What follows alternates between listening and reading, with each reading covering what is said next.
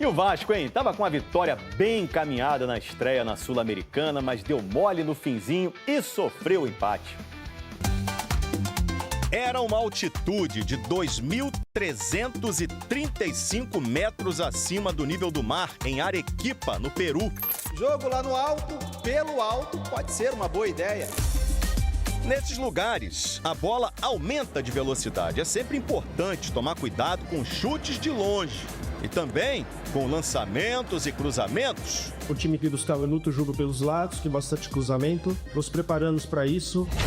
Tem certeza, Carille? Nos preparamos para isso. O começo do jogo foi ótimo, né? 2 minutos e o Felipe Coutinho aproveitou a altitude. Chutaço bonito de fora da área para fazer 1-0.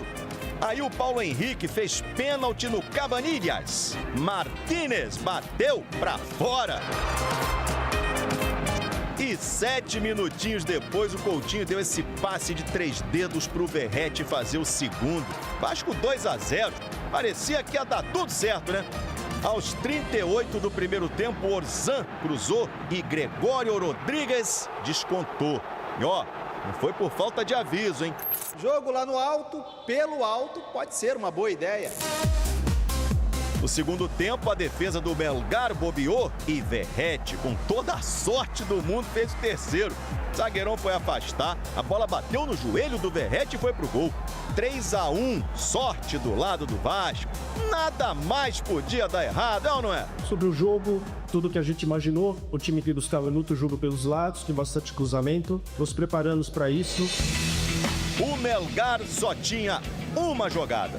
Cruzamento na área. E foi exatamente desse jeito, como no primeiro gol, que o time peruano fez o segundo. Facundo Castro, de cabeça. E aos 44 do segundo tempo, adivinha? Cruzamento do Gonçalves, gol de cabeça do Cabreira. 3-3. Nos preparamos para isso, mas não executamos meio também essa parte de ser feito. E o adversário fez 3 gols, os 3 por cima, né? Todos os gols por cima. O Melgar terminou o jogo com 68 cruzamentos, gente boa. Como comparação, na primeira rodada do Brasileirão, quem mais cruzou foi o Bragantino, com 40 bolas na área. E já é coisa beça. Era a única jogada do Melgar. Sobre o jogo, tudo que a gente imaginou. O Vasco sabia. Nos preparamos para isso. E mesmo assim não evitou o empate. Vamos levantar a cabeça e pensar no brasileiro daqui para frente. Se der para prestar mais atenção nos cruzamentos, melhor, né? Ajuda, né? Bom, então a gente mostrou. Parecem positivos, a gente já pergunta para o Marra e para o Jailson o que eles têm achado do início da temporada do Coutinho. Agora o Rodrigo Jufo está aqui conosco para avaliar como, não é, Jufo, os vascaínos repercutiram então a vitória que esteve nas mãos, mas acabou escorrendo, hein, Jufo? Bom dia, Bruno, Mari, amigos do Sport Center. É uma quinta-feira com gostinho amargo para o torcedor vascaíno. O Vasco vencia por 3-1 Melgar na estreia da Conmebol Sul-Americana até os 35 minutos do segundo tempo, né? E conseguiu aí levar o empate aos 45, 46 minutos da etapa final. 2 tempos muito distintos, né? O primeiro tempo muito bom, com o Vasco indo para cima, o Felipe Coutinho eleito por vários torcedores vascaínos que aqui no Rio elegeram essa como a melhor partida do Coutinho desde que ele voltou ao Vasco. Felipe Coutinho fazendo gol, dando assistência para o Verratti, apesar de alguns sustos. A marcação do Vasco ainda não está totalmente encaixada. O Carille falou sobre isso também depois do jogo, que ainda precisa de mais tempo para encaixar a defesa. O Lemos só estreou há pouco tempo na reta final do Campeonato Estadual, então ainda vai levar mais um tempo para poder entrosar e compactar essa defesa. E no primeiro tempo ainda teve um pênalti para o Melgar que foi desperdiçado, quando o jogo estava 1-0. Aí o Coutinho achou uma bela assistência para o Verratti fazer o primeiro gol dele no jogo, fazer um 2-0, e o time no final da primeira etapa também não conseguiu segurar esse 2-0 e acabou levando um 2-1, e o intervalo foi ganhando só por um gol.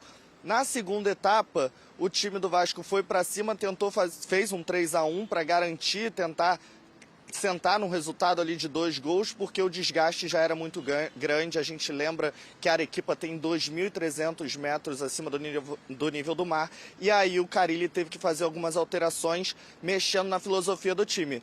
tirando o Coutinho e botando o Tietê, abrindo mão de um meia e tirando principalmente o Verratti quando estava 3-2 e botando o Lucas Oliveira, que é um zagueiro.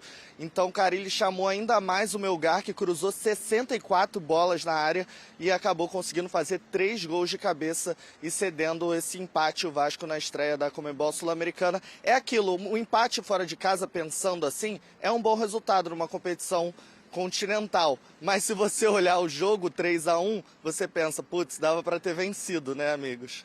A questão não é necessariamente só o resultado, é como esse resultado ele acontece, né? Obrigada, viu, Jufo, pelas informações do lado do Vasco, mas é isso. Friamente, racionalmente e emocionalmente, tem como separar a avaliação do resultado e como foi? Antes do jogo, daria para aceitar o empate. Depois do jogo, aí eu quero saber a avaliação de vocês. Bom, vamos lá. Racionalmente, sim. É um bom resultado você conseguir um empate na altitude, por exemplo, tendo em vista as condições do jogo. Mas como foi o que vocês falaram, da forma que foi o jogo, se abrir 3-1 e ainda assim ceder o empate, e o pior pra mim são a forma que os gols, a forma que o Vasco tomou os gols. 3 gols de cabeça, assim, de bobeira, um espaço danado pra quem fez o cruzamento. Aí tudo bem, tu pega a altitude, no momento do jogo que os caras já estão um pouco mais desgastados por conta disso, falta de oxigênio. Só que, pô, você tá ganhando de 3-1, sabe? E aí tem um espaço, eu falei ali de marcação EAD, porque, pô, o cara tá na intermediária. Ele tem um espaço danado, ele tem, sei lá, 5, 6 segundos para pensar. O cara que tá dentro da área tem o tempo para se deslocar. No segundo gol, o Maurício Lemos ali teve um empurrãozinho, mas não configura a falta. Mas aí, o atacante tem um espaço danado ali para atacar as costas do zagueiro e consegue, no terceiro gol de empate, a mesma coisa. Teve ali o Jair, se eu não estou enganado, ele pula para tentar tirar o cruzamento, mas aí já era tarde demais. Assim, o empate fora de casa, eu sempre valorizo nas competições internacionais. Sempre vou valorizar. Mas a forma que foi, fica aquele gostinho de, pô, dava para ter vencido, como o Jufo disse. Porque, não é, Mari? O torcedor ficou com aquela reclamação, assim, vascaíno, o Carille recuou a equipe. Eu tenho essa dúvida. Então, aí ele recuou ou é o ambiente, a condição do jogo que fez com que o Vasco perdesse espaço ali em campo, né, Marra? Então, para não ser leviano, eu tenho essa dúvida. Se foi uma sensação meio que natural de defesa dos jogadores, de tipo, cara, eu vou ficar aqui atrás porque eu já tô com um pouco fôlego, porque é difícil ganhar aqui e tal. Só que ficou ali atrás, se essa decisão foi dos jogadores, ficou ali atrás desorganizado. Tá. Se foi a decisão do Carille, é claro que ali ele tem pouco tempo para tomar a decisão, foi também desorganizada. Porque é isso aí, gente, não pode acontecer. A gente vai sim falar das costas do Maurício Lemos. Eu não tenho que defender ninguém aqui não, mas eu acho o seguinte, pro zagueiro, ele não sabe, ele tá de frente pro lance. O atacante, ele tem toda a visão. Ele pode enganar o zagueiro, vou pela frente, vou pelo lado. Sim. A bola não pode partir com tanta facilidade. Alguém tem que fazer sombra. E, de novo, a mesma história. Parte uma bola fácil. O zagueiro fica exposto, você vai anotar o nomezinho dele, mas isso aqui é um time, alguém tem que ajudar. No lance do primeiro gol, se você for buscar aí imagem, tá rolando aí. Um pouco antes da batida de escanteio, tem uma imagem muito clara do Maurício Lemos. Vocês não vão marcar o escanteio? E ali os dois jogadores do Melgar, vão tocar ali com cruzamento. E aí, de novo, tem uma imagem dele. O Vasco estava no modo seleção italiana contra a Alemanha. Isso, Donnarumma. Isso. Donnarumma no gol do Musial. Aconteceu um escanteio. Tá, mas é um escanteio agora. Vai lá e marca o escanteio. Então, eu acho que, ok, eu também acho, concordo com o Jailson. É fora de casa, é a primeira rodada, tem toda uma insegurança. O resultado é bom. A questão é, você esteve muito perto dos 3 pontos e é tão difícil fazer o gol que o Coutinho fez. É tão difícil dar a assistência que o Coutinho deu e você entrega de presente. O terceiro gol do Melgar também foi um presente. Mas você entrega de presente 3 gols para o adversário. Tô rindo aqui que eu tô lembrando das mensagens dos meus amigos vascaínos ontem. E aí ele falou assim, viu aí porque eu te falo que o Vasco me aborrece? Que o Vasco me irrita? É esse tipo de coisa que eu tô falando. Aí eu falei, desculpa, cara, eu tô aqui na Neoquímica, eu não vi. O que aconteceu? Tava ganhando de 3-1 e entregou. 5 minutos pra 5 acabar. minutos entregou. Tinha um aí. amigo nosso, depois eu te conto, conhecido aqui nosso, que ontem tava passando mal. Tava. Era antes do jogo. E não era de nervosismo, é porque já afetou a saúde. É aquele? Já tinha afetado a saúde num nível maior, assim. E a cobrança pro Carille, claro que aumenta. E aí já vem também uma não é consequência, Um né? Mas acúmulo, né? acúmulo pro Carille, exatamente. Tentando virar a página só para alguma análise positiva. O Coutinho já é mais confiável em 2025? Então, Vamos... Ah. Eu acho que é. Tá. Não vou ficar em cima do muro, não. Acho que é mais confiável. Acho que o time precisa ajudar mais, mas especialmente se ele estiver bem fisicamente, já percebi isso no final de semana. Ele querendo participar não só ali como um 10, 11, 10. Ele voltando para ajudar na participação do início das jogadas. Eu deposito mais confiança agora. Tem um nome só para pontuar rápido, que pode ajudar ainda mais o Coutinho, o Nuno Moreira. Sim. Joga ali pela esquerda e tem sido um Eu dos acho destaques, que tá, né? eu acho que é exatamente isso. O Nuno Moreira um pouco mais aberto, tá facilitando a vida do Coutinho. Já. É a substituição que 99% dos técnicos fazem a vida inteira, desde lá anos 50, 60, 70 até hoje. Sim. Tá ganhando um jogo, tá com vantagem, tá chegando perto do final. Tu tira alguém mais ofensivo e coloca alguém para fechar mais. Quando dá certo é tudo lindo, quando dá errado é pau no técnico. Mas aí eu vou ser aquele pai chato que fala pro filho, você não é todo mundo. Precisa fazer. Boa. Não, e ali, quando o time tá alçando bola na área e tá faltando jogador dentro da minha área. Não tava faltando jogador dentro da área do Vasco. Tava faltando gente para bloquear cruzamento. E ali foi, para mim, o Carille foi infeliz na leitura, mas não coloco só na conta do técnico, porque o Vasco está no momento que é de se reacostumar a disputar a competição desse tipo. O Melgar hoje, por mais que não seja o time mais tradicional do Peru, é líder do campeonato peruano, mas tem mais casca continental hoje, no período recente, que o Vasco. O Melgar e vinha de uma pré-Libertadores, né? Também. Então já tá. Esse time desse ano já tá mais jogado nesse tipo de competição. Isso dá casca. E o Vasco, em 2022, quando o Melgar chegou na semifinal da Sul-Americana, quando eliminou o Inter, o Vasco estava na segunda divisão. O Vasco, a última vez que jogou uma Sul-Americana, em 2020, ainda não tinha fase de grupos na Sul-Americana. Então está se reabituando a esse tipo de cenário, com altitude, com pressão, com times usando muita bola aérea. Então, precisa retomar esse vício, precisa retomar essa capacidade de leitura e de reação em jogos continentais. E, além disso, o Carille falou nos primeiros jogos do Vasco no campeonato estadual, que o Vasco, quando sofre gol, o time dá aquela murchada, e aconteceu contra o Santos. Só foi virar o fio no segundo tempo. Precisa saber reagir, não pode se dar por vencido porque toma gol. Então é algo, até em termos emocionais, em termos psicológicos, para a equipe crescer e evoluir como um todo. E para mim, nesse ponto, tem de olhar o copo cheio. Conseguiu um empate, fora de casa, jogando na altitude, viver um cenário ali que precisou lidar com aspectos emocionais do jogo, correndo o risco até de perder, tomar uma virada que seria, de fato, acachapante no final. Então, tem esse lado que o Vasco precisa valorizar. Do Coutinho tá conseguindo jogar. Sem dúvidas. Melhor atuação dele, eu acho, até desde o retorno. E tem encontrado um parceiro bom. O primeiro gol, o Breyer, não sei se a gente consegue rodar, tem uma formatação tática interessante. Por quê? Ele libera o Piton para subir. O Hugo Moura vem fazer a lateral esquerda. Justamente para liberar o Piton, para você ter Piton, Nuno e Coutinho trabalhando juntos aqui. Olha só, a triangulação. Piton, Nuno, Piton. O Hugo Moura ficou aqui atrás fazendo a marcação. Até a bola chegar no Coutinho. E daí sai o chute. E a genialidade, para mim, Eugênio, não é nem tanto pela batida, que foi muito feliz, mas quando ele dá o gato e engana o marcador no giro, é coisa realmente de craque. Mas ali é uma jogada que é construída coletivamente. Assim como foi construído também o segundo gol. É o momento que o Vasco conseguiu ter uma troca de passes, e aí o Coutinho enxerga um espaço ali que pouca gente enxergaria para aquele passe que ele fez de 3 dedos ali pro Verratti. Então, tem coisas positivas, repito, especialmente ali.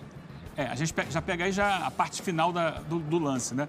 Mas se a gente voltasse, não vai ser o caso, a gente vai ver que é uma troca de passes um pouco mais longa, como eu destaquei aqui no jogo do domingo, né? Do Vasco contra o Santos. O Vasco conseguiu fazer algumas trocas de passe um pouco mais longas. Isso é um processo que está em desenvolvimento. Sim. O Vasco não fazia ano passado e está aos poucos tentando ser um time que controla mais a posse de bola, o que é positivo. Mas ontem não conseguiu. Repito, 66% é o dobro Foi o que teve o Melgar. E 45,8% de ações com bola no terço ofensivo, ou seja, da intermediária para dentro da área, é um número altíssimo. É um número que dificilmente você tem no jogo de futebol. Significa que a pressão foi o jogo tudo ali. E para terminar, para finalizar o assunto Vasco, que legal, né? O Felipe Coutinho jogando bem. Tomara que ele consiga se livrar de lesões, porque é sempre bom para todos nós, tirando aquela coisa do clubismo, de um time secar o outro, etc. e tal. Eu gosto que esteja o Lucas em campo pelo São Paulo, mais número de jogos possível, o Garro pelo Corinthians, o Neymar pelo Santos, o Felipe Coutinho pelo Vasco e etc. Porque isso é bom para os campeonatos e para a gente que mostra e gosta de futebol. Agora sim, para finalizar, aquela bola de 3 dedos de trivela do Coutinho para o Verratti, eu até brinquei e falei assim, olha, lembrou o Luka Modric, que de vez em quando dá esse espaço. Um amigo meu vascaíno falou, não senhor, o Modric que aprendeu com o Coutinho. Isso foi o vizinho do Breler que falou. Foi o vizinho do Breler, foi? É muito seu amigo. Mas lembrou o Coutinho Premium também, né? No auge da carreira. No Liverpool? No Liverpool, o gol que ele fez vários pelo Liverpool. E no auge da carreira, o Coutinho fazia isso mais vezes. Que ele possa repetir isso com uma boa condição física. E tem demonstrado, pelo menos... o Modric não deu uma olhadinha assim quando ele jogava no Liverpool e aprendeu. Opa! Pode ter acontecido. De repente o seu vizinho tem razão. Mas é o outro cracaço também. Só que o Coutinho precisa disso. Com força física e com sequência para realmente confirmar toda a expectativa que o Vascaíno tinha em torno da volta dele no ano passado. Família vascaína, o Vasco, né, sofreu empate no final do jogo, um jogo onde que Felipe Coutinho, pra mim, foi o melhor em campo, jogou muita bola, né, o Verratti lá na frente, como sempre, decidindo, mais uma partida interessante do Nuno Moreira, que vem se entrosando cada vez mais com o Coutinho, né, o Vasco fez 3 gols e ainda conseguiu sofrer um empate por 3 bolas paradas. Alô, Fábio Carilli, vamos melhorar esses cruzamentos. O Vasco deixou muito espaço para os jogadores do Melgar. Isso não pode acontecer. Numa Copa Internacional, isso não pode acontecer. Só que o assunto principal desse vídeo aqui é Mercadão da Bola.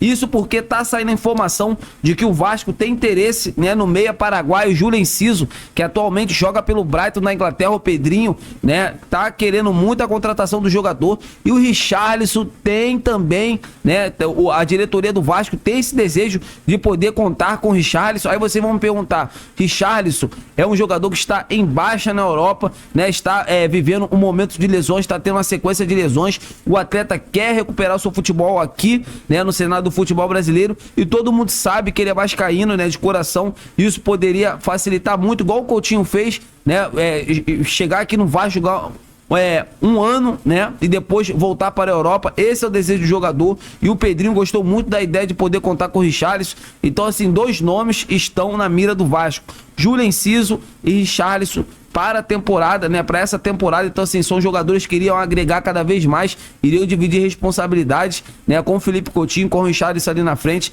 Então, assim, amigas e amigos, eu quero saber de vocês, o que vocês acham de ver esses jogadores com a camisa do Vasco da Gama? Seria uma boa, não seria? Deixa aqui nos comentários pra gente estar debatendo sobre esse grande assunto. Eu tô indo nessa, o sentimento não pode parar. Fiquem com Deus!